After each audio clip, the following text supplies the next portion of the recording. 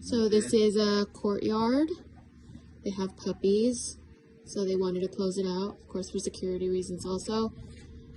We left this door big so that it can bring in larger items. And then we have a smaller gate over here.